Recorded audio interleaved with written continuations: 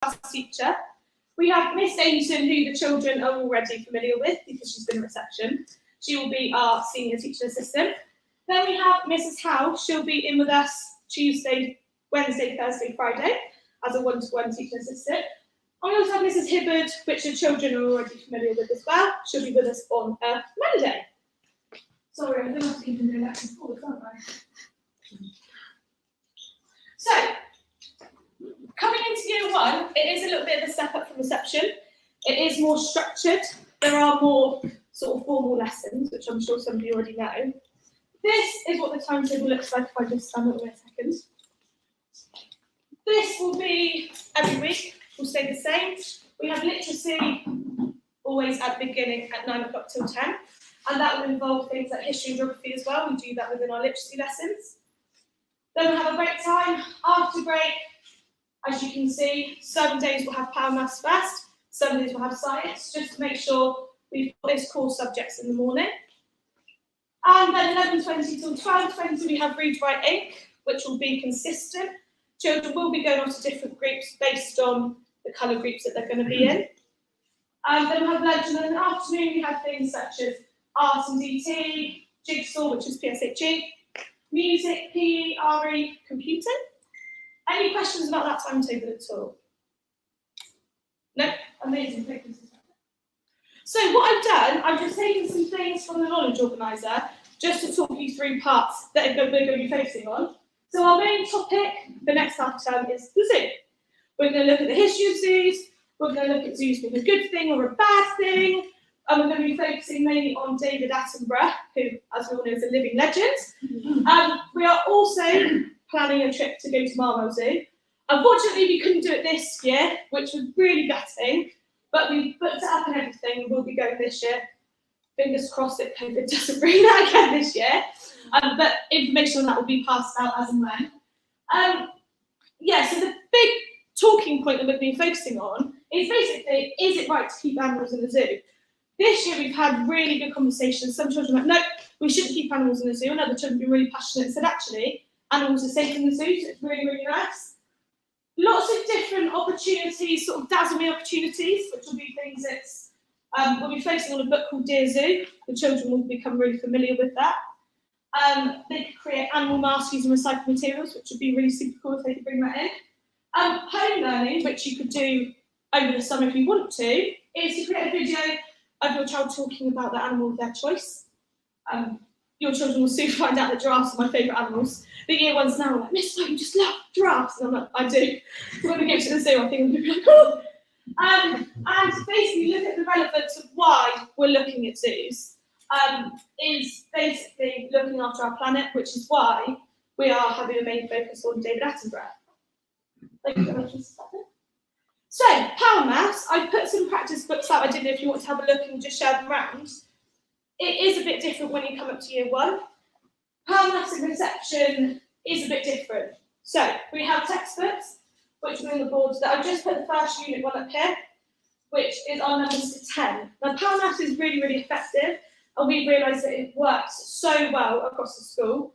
It is a bit of a step up, so your children might come home and say, oh, Power Maths, but it's fine. It's just about getting used to it because it is a bit different from reception. It goes through the sort of the key vocab, the things we need to be making sure, the words that we're using when we're explaining how we got to an answer. We'll do the next one, please, back then. And the textbooks, I've just put a screenshot on here of sort of what they look like. So there's different parts of the Power Maths that we do. We have Discover. So this will always be a picture stimulus, and it'll be some questions. So we spend a lot of time sort of talking about the picture, what's happening in the picture, and then there'll be questions that we go through.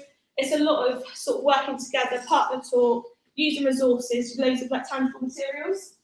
And then there's a think together, which the teacher, so myself, I do the first question. I basically explain how I would work out myself, think of different ways, and then number two, the children will support me. So it's almost like they're teaching me how to do it. And we work together just to make sure, that they feel comfortable and then they've got the grasp of the concept.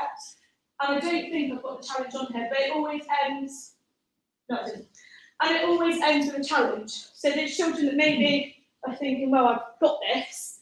There's a challenge sort of further their understanding. And also, it's quite exciting because I make the challenges quite a good thing. I'm like, oh, a challenge, right, let's see if we can do this. And 9 times out of 10, the children are really excited, like, yes, let's try a challenge. So Padhouse is a little bit different to how it was in reception, but the children quite quickly become accustomed to it. And the practice books that I put around, they follow on. So we do this as whole class, and then the practice books are a little bit more independent. So they go off and we can assess whether they've really, got the understanding of what's been taught. Any questions yet?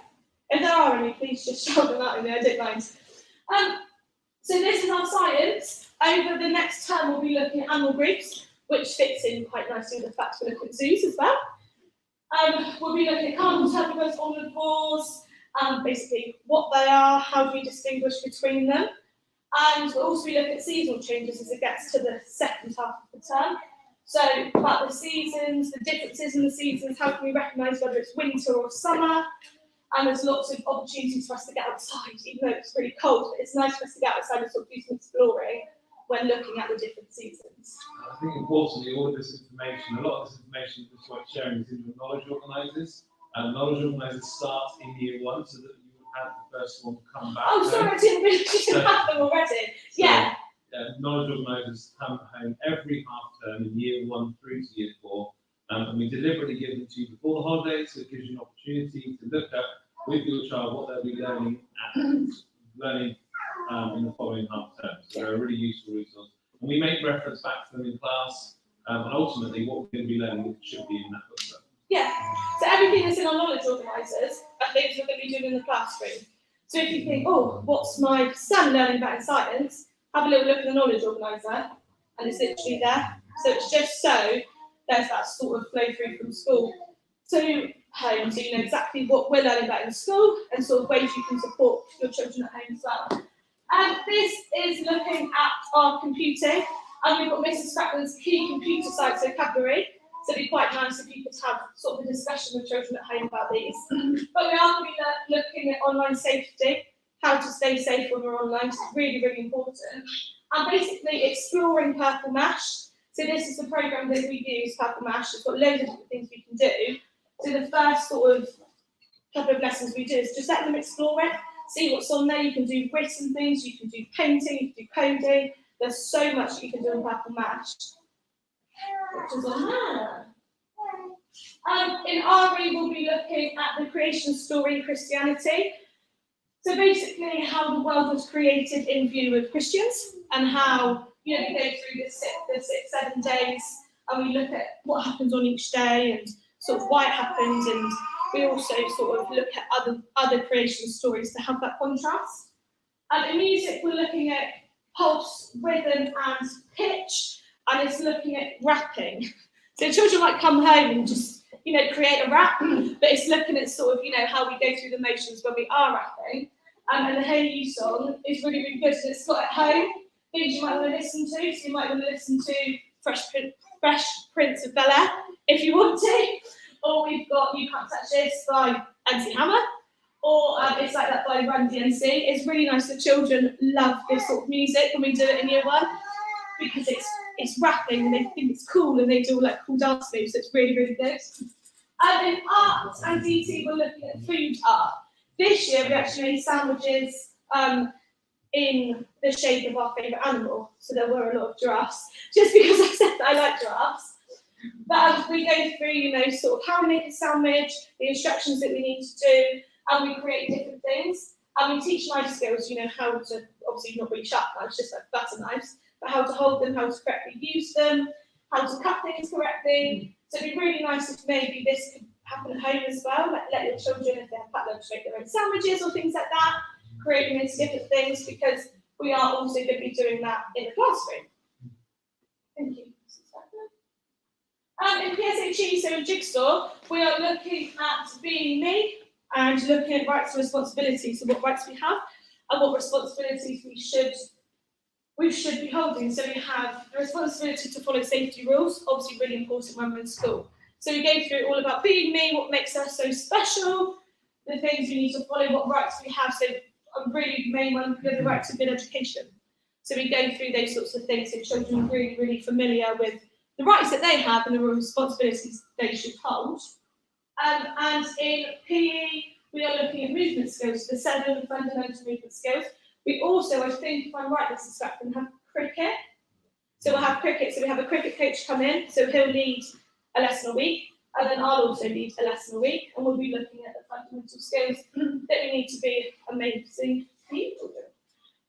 Phonics screening check. This is something really important in year 1, and this comes in the summer term. Basically, this is to check your child's read, write, and phonic knowledge. So the check goes through real and nonsense / alien words. And basically, children need to distinguish between the two. So they need to be able to spot a real word, and they need to be able to spot a nonsense word. And I just put an example. So for example, sharp is a real word, but clone is a nonsense and it's a bit of a silly word. So this phonics screening test will make sure that all children are ready for this. And then in the summer term, they have a phonics screening check, which won't be done by me, it'll be done by somebody else. Just basically to check that children have that knowledge that they need to move on. And it's okay, isn't it? We weren't able to do it this year because of COVID, so our year 1s will do it in year 2. Yeah, I think the important thing to say is the children are used to going out every 6 weeks already for their read-writing check. So either Mrs. Smith or Mrs. Johnson has always done that with them, and they will continue to do that. It's normally Mrs. Smith or Mrs. Johnson that takes the phonics check. So they don't see it as anything different than doing a normal phonics check. Obviously, it is a national assessment, and you will get formal notification of the result of that. So at the end of year 1. For the last 2 years, because of COVID, it's been delayed to the autumn term of year 2. So the current year 1 will be taking it in the autumn term of year 2. But the expectation is it will go back to the summer term for the Fingers autumn. crossed. And they find it quite exciting, the fact they get to leave the classroom by themselves. Oh, where am I going? So it's not seen as like, where am I going? This is so exciting because they get to go back with Mrs. Smith and Mrs. Johnson. And then they go and sit in the library or something, or in the back room of year 1, and they find it really exciting. Like Mrs. Scrapton said, they're used to it. So it's not something new that they're like, what am I actually doing? We do it every 6 weeks, so they know sort of what they're going to do. And there are no surprises for us or you, because we're already having those conversations with you about where your child is at with their phonics. So that's an ongoing dialogue that will continue. We've started with Mrs. Smith and Mrs. Johnson. We'll continue with Miss White, and there'll be parent consultation meetings in the autumn term and spring term, where phonics will be on the agenda. So you'll be fully abreast of where your child's at way before the test.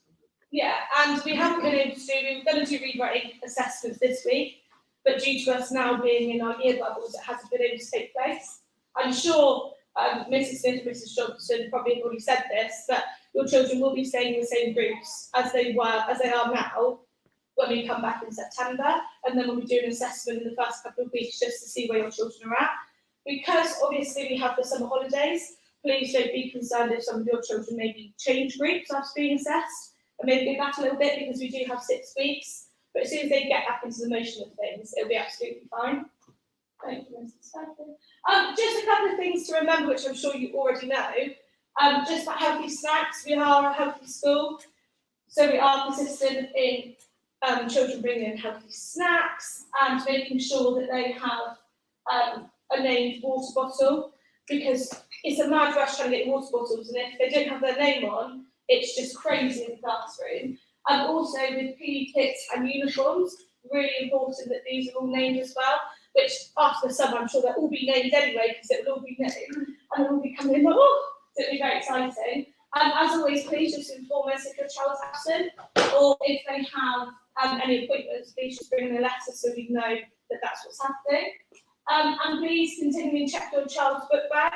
This will have letters in, certificates, books, things like that, so please make sure that you're checking these. And we check them when they bring them in, but also vice versa if you could check them when they come home, because there might be something really exciting in there that might be missed, and I would hate for that to be missed.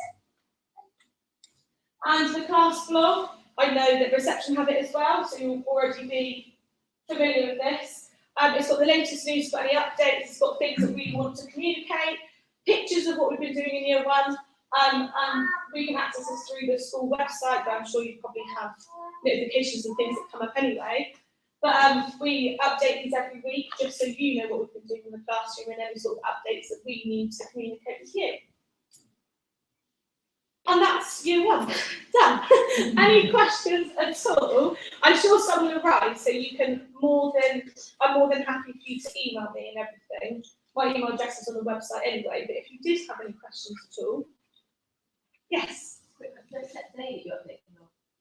I'm trying to do it on a Thursday, just so then we have Monday, Tuesday, Wednesday, and then, yeah, a Thursday or a Friday I tend to do it towards the end of the week.